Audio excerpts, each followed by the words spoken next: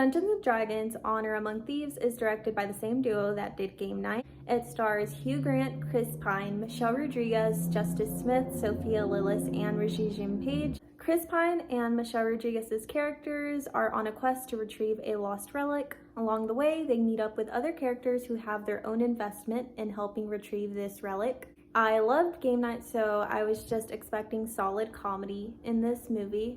And I hadn't seen the directors tackle fantasy before, so I was very excited to see how they would do with that. I think they did a solid job. I love when they use practical effects in this movie, specifically the carriage scene. It's very engaging when they do that, and I also love the action. The VFX does get a little iffy, but it's not bad enough to the point where it takes away enjoyment from the movie. There's great performances in this. Chris Pine is always going to be a star in whatever he's in with those piercing blue eyes.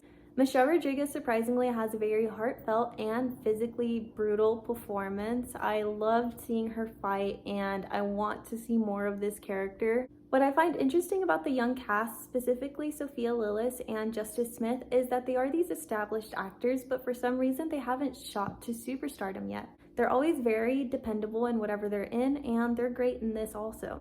Hugh Grant is the villain, and he's kind of just there. Honestly, kind of forget he's there for a lot of the movie. But I loved the Red Wizard. She was very intimidating and cool. She was kind of giving Grimes. There were a surprising amount of jump scares associated with her that actually got me, and I loved when the movie was leaning into that horror aspect. My only gripe with this movie is that it feels longer than it actually is. I feel like it could have been trimmed down more, or I don't know, just put together more tightly, because it feels like it's dragging a bit like towards the end.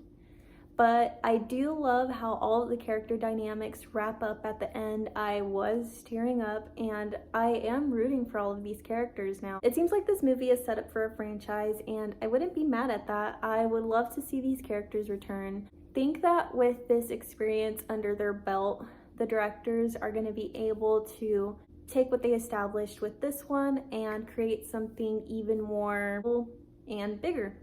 I just hope the next one is as good, if not better.